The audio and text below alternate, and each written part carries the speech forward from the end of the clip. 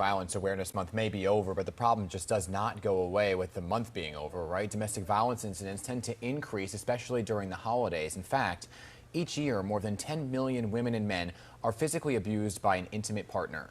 To break down those numbers even further, that means 20 people every minute. That's 1 in 4 women and 1 in 9 men who have experienced some form of domestic violence. So this morning we're joined by 2 women working on the front lines to bring these numbers down. Domestic violence survivor Kumarie Francis and Safe Horizons Senior Director Shanequa Ann Holliday. Good morning, ladies, and thanks so much for being with us this morning. Morning. So Kumarie, we'll start with you. You were among 1 in 4 women that we're talking about in these statistics who experienced domestic violence. Can you share some of your story with us? Sure. So good morning. Thank you guys for having me.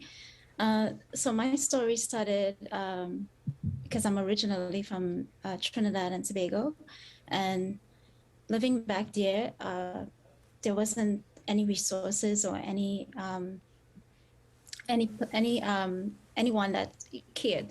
It was just like you had to just deal with it, and it's something that people would close their door and leave you to go through it. So when I came here to America, hoping for a better life like many others, I realized that this is not stopping, and it just kept getting worse and worse. And so I was referred to Safe Horizon. And that's when I realized that I didn't have to continue to allow myself to be abused in a country where I know I came for freedom and for a better life. Wow, Kumarie, you know, thank you, by the way, for coming on to talk about this. I know it's not easy to talk about, but Shanequa, that's where you step in, right? Because you pick up where Kumarie just left off, and domestic violence incidents actually increased during the pandemic. So how does Safe Horizon continue to manage now this growing need? Right, thank you. So during the pandemic, we saw more and more folks coming in that were locked down with their abuser or in unsafe spaces with their abuser. And because of outreach and awareness, folks started more and more to come into our shelters. We want folks to know that our shelters are open and available for all folks. We follow all the COVID guidelines and social distancing protocols. We practice all safety guidelines. We don't require vaccinations to come into our safe spaces. We provide on-site testing and vaccinations every 6 weeks. We also want folks to know that during the holidays, it could be a struggle dealing with domestic violence and being a survivor of domestic violence. We want folks to know that they could develop a support plan with their providers, their friends and families, have a safety plan in place. If possible, have money and a phone available to you at all times. Don't be alone in close spaces with someone that has caused you harm. Have an escape plan. And for family and friends, do we still have her? to notice something. Oh, we hear you. You're good. You can keep going. Thank you. We want family and friends to know to be supportive without being judgmental. Be on standby. If you see something, if you feel safe intervene. If you're a neighbor and you hear something happening, ring the bell.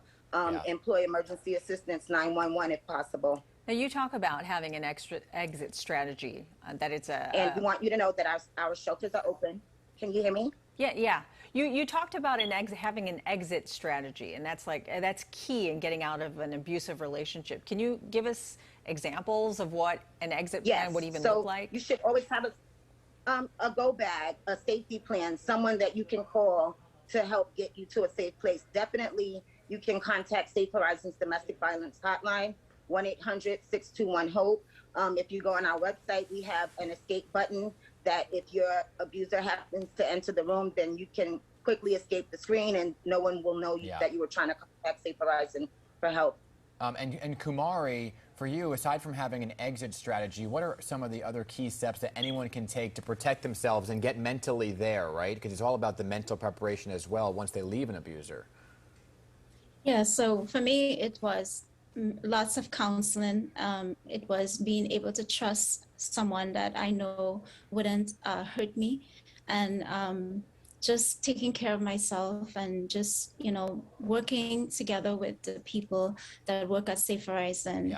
And, that was what give me the strength today.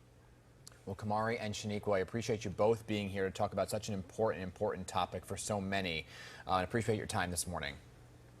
Thank you. And if you or anyone you know needs help getting out of an abusive relationship, all you have to do is reach out to Safe Horizon right there at the number on your screen.